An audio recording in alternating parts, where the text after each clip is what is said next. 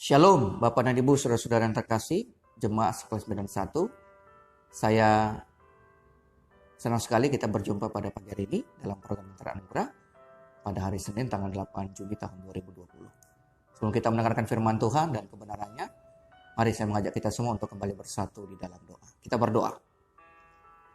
Bapa, terima kasih untuk pagi hari yang indah yang Tuhan berikan kepada kami. Kami dalam keadaan baik dan sehat pada saat ini. Terima kasih Tuhan untuk satu malam di mana Tuhan telah menyertai kami dalam peristirahatan kami masing-masing. Sebelum kami boleh mulai segala pekerjaan dan kegiatan kami Tuhan pada hari ini, kami menyediakan hati kami untuk boleh mendengarkan suara-Mu dalam kesempatan renungan pada pagi hari ini. Tuhan berikan kami kekuatan agar kami dapat boleh mengerti sehingga dapat kami lakukan di dalam kehidupan kami setiap hari. Bersabarlah Bapa kepada kami semua, kami sedia untuk mendengarnya. Di dalam nama Tuhan kami Yesus Kristus kami sudah berdoa. Amin. Saudara yang terkasih, firman Tuhan yang akan saya bacakan bagi kita semua terambil dari surat Yakobus pasal yang pertama, ayat yang kedua hingga ayat yang kelima. Demikian pembacaan firman Tuhan. Saudara-saudaraku, anggaplah sebagai suatu kebahagiaan apabila kamu jatuh ke dalam berbagai-bagai pencobaan. Sebab kamu tahu bahwa ujian terhadap imanmu itu menghasilkan ketekunan. Dan biarkanlah ketekunan itu memperoleh buah yang matang, supaya kamu menjadi sempurna dan utuh dan tak kekurangan suatu apapun. Tetapi apabila di antara kamu ada yang kekurangan hikmat, adalah ia memintakannya kepada Allah, yang memberikannya kepada semua orang dengan murah hati dan dengan tidak membangkit-bangkit, maka hal itu akan diberikan kepadanya. Demikian jawab pembacaan firman Tuhan yang berbahagia adalah kita semua, yang tidak hanya mendengarkan, tetapi yang juga memeliharanya dalam kehidupan kita setiap hari. Saudara-saudara yang terkasih, dalam video saya sebelumnya, saya pernah menyampaikan bahwa salah satu alasan di mana Tuhan mengizinkan pergumulan yang sulit terjadi dalam kehidupan manusia adalah supaya kita bertekun. Dan setelah bertekun, lalu kita tetap setia, kita tetap bertekun di dalam pencobaan, kemudian kita akan tampil sebagai pemenang dengan status sebagai orang yang tahan uji. Jadi tahan uji itu adalah sebuah status atau predikat di mana orang itu telah melewati sebuah pencobaan yang sulit, namun ia tetap bertekun di dalamnya. Jadi dalam renungan pagi pada saat ini, saya ingin lebih mendalami hal tersebut, dan saya memberikan tema kecil dalam renungan pagi ini, orang yang percaya itu senantiasa akan bertekun di dalam pencobaan. Saudara yang terkasih di dalam Tuhan, dalam sejarah peradaban manusia, tentu kita tahu bersama bahwa ada banyak peristiwa-peristiwa yang terjadi dalam kehidupan, dalam sejarah manusia.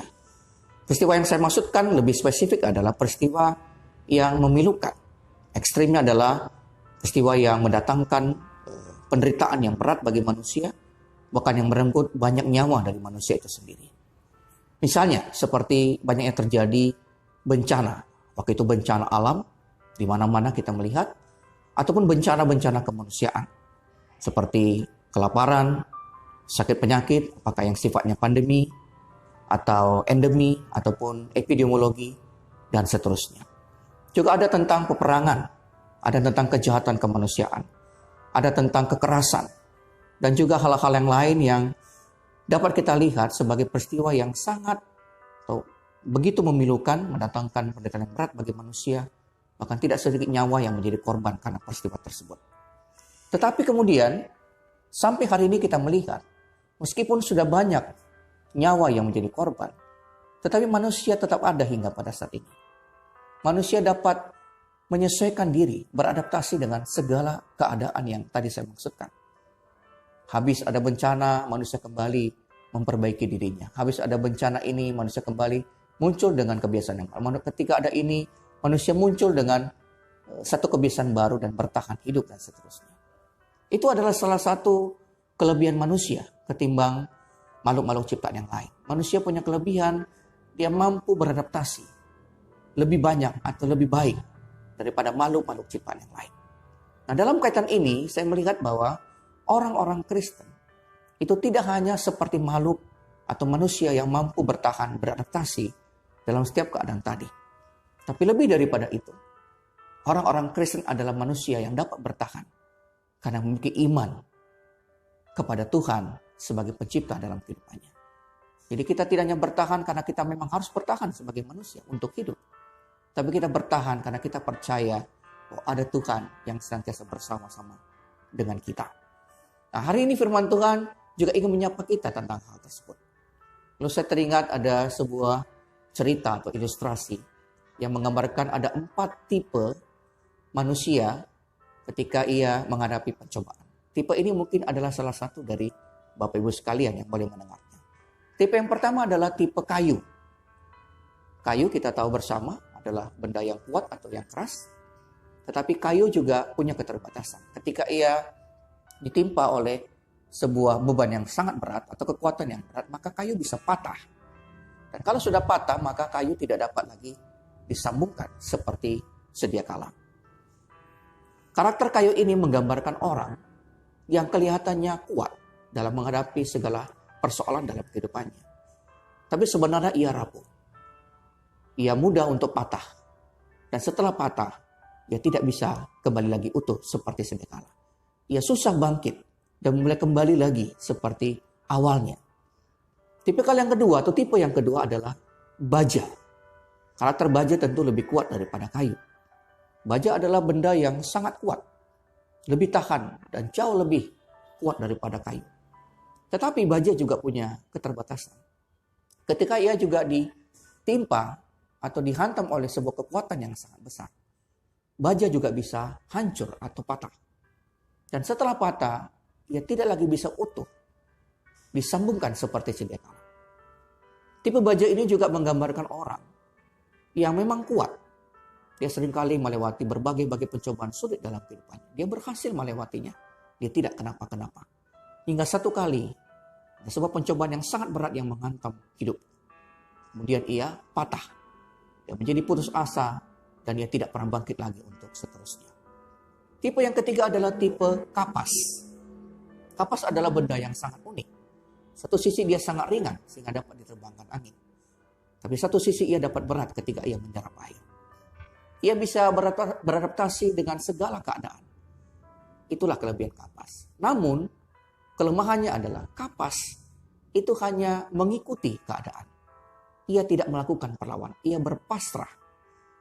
Tipe ini menggambarkan orang yang bisa menyesuaikan diri dengan segala keadaan. Baik keadaan mungkin yang baik maupun keadaan yang susah dan seterusnya. Tetapi kelemahannya adalah ia tidak melakukan apa-apa. Ia hanya mengikuti saja. Ia hanya berpasrah diri. Tipe yang terakhir adalah tipe bola pingpong. Kita tahu bola pingpong? Itu adalah jenis olahraga yang sangat mudah untuk kita temui. Perhatikan bola pingpong. Kalau kita memukul bola pingpong dengan kekuatan yang lemah atau yang pelan, maka pantulannya juga pelan atau lemah. Tapi coba kita pukul dengan kuat, maka pantulan bola itu juga akan kuat. Tipikal bola pingpong ini menggambarkan orang yang ketika ia mendapatkan hal yang mudah, ia dapat mudah. Tapi ketika mendapatkan hal yang sulit, yang mendapatkan tekanan yang berat, dipukul dengan keras, ia akan melawan, ia akan memantul lebih kuat lagi. Ia akan memberikan perlawanan yang sama. Semakin ditekan, dia semakin kuat.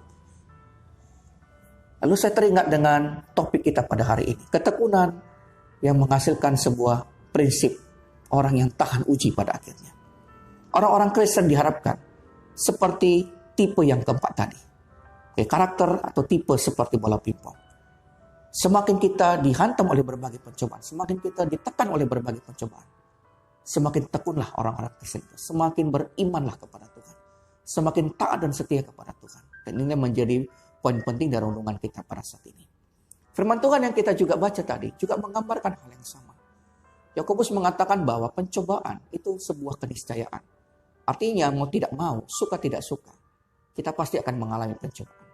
Tetapi pencobaan tidak selamanya buruk, tidak selamanya negatif. Pencobaan juga punya hal yang positif, yaitu membuat orang terseleksi. Pencobaan adalah ujian yang baik untuk melihat apakah seorang itu bertekun. Dan kalau ia sudah bertekun, ia akan menjadi sempurna katanya. Ia akan menjadi seorang yang diklaim atau mendapatkan predikat sebagai tahap uji tadi. Pandemi COVID-19 itu adalah ujian yang baik untuk melihat apakah orang-orang Kristen mampu tetap bertekun dan melewati hal ini dengan baik. Tetap bertekun ini artinya bahwa kita tidak undur dalam iman kepada Tuhan. Tetap percaya kepadanya. Tidak ragu kepada dia. Tetap berpengharapan kepada Tuhan. Tetap bertekun meskipun dalam pencobaan yang sangat berat. Dan saat ini kita mengalami pencobaan itu. Kita mengalami apa yang disebut dengan kebosanan. Mungkin kita mengalami ada disebut dengan resesi ekonomi. Persoalan yang rumit. Mungkin ada keluarga kita yang sakit. Tapi tetap kita percaya kepada Tuhan. Tetap kita berpengharapan kepada Tuhan. Tetap kita mengandalkan Dia. Itu berarti kita tetap bertekun di dalam Tuhan.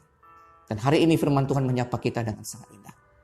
Tetaplah bertekun meskipun kita dihantam oleh berbagai pencobaan. Seperti bola pingpong tadi.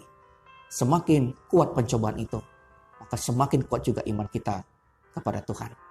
Yang firman Tuhan pada sungguh-sungguh dapat kita mengerti, sehingga dapat kita lakukan di dalam kehidupan kita setiap hari. Amin, kita bersatu di dalam doa. Bapa, terima kasih untuk firman-Mu Tuhan yang sudah kami dengarkan. Kami percaya bahwa Engkau telah berkata-kata di tengah-tengah kami. Kami senantiasa Tuhan mohonkan kepada Tuhan agar Tuhan berikan kami kekuatan. Agar kami mampu bertahan, tetap bertekun meskipun kami dihantam oleh berbagai pencobaan. Seperti pandemi COVID-19 pada saat ini. Jadikan kami Tuhan seperti orang-orang yang seperti memiliki iman seperti bola pingpong. Semakin ditekan, semakin dipukul, semakin kami justru beriman dan taat kepada Tuhan. Kami tetap berdoa untuk seluruh anggota-anggota jemaat Sekelas 91 Tuhan dimanapun mereka berada. Lindungi Tuhan masing-masing anak-anak-Mu. Jagalah kami Tuhan dari pandemi COVID-19 ini. Bagi mereka yang tetap berada di rumah, cukupi segala kebutuhan mereka. Mereka yang memang harus berada di luar rumah karena bekerja mencari kebutuhan hidup. Tuhan berikan juga perlindungan kepada mereka. Berkati segala pekerjaan dan usaha yang mereka lakukan. Berkati juga pemerintah kami Tuhan yang sedang bekerja untuk memutus mata rantai penyebaran COVID-19. Segala usaha yang mereka lakukan, Tuhan memberkati. Inilah Bapa doa dan syukur kami Tuhan kepadamu. Yang kami percaya Tuhan mendengarkan. Dan kami akan sempurnakan dengan bersama-sama mengucapkan doa yang Tuhan telah ajarkan kepada murid-murid. Kita bersama mengucapkan doa Bapa kami. Bapa kami yang di sorga, dikuduskanlah namamu, datanglah kerajaanmu, jadilah kehendak-Mu di bumi seperti di sorga. Berikanlah kami pada hari ini makanan kami yang secukupnya, dan ampunilah kami akan kesalahan kami, seperti kami juga mengampuni orang yang bersalah kepada kami. Dan janganlah membawa kami ke dalam pencobaan, tapi lepaskanlah kami daripada yang jahat, karena Engkau yang punya kerajaan dan kuasa dan kemuliaan sampai selama-lamanya. Amin. Sekarang kita terima berkat dari Tuhan, kasih karunia dari Tuhan kita Yesus Kristus, dan kasihnya Allah Bapa dalam persekutuan Roh Kudus, yang senantiasa akan menyertai dan juga memberkati saudara-saudara semua, daripada pagi hari ini, besok, bahkan sampai selama-lamanya. Amin. Shalom Bapak Ibu, selamat pagi, Tuhan memberkati kita semua.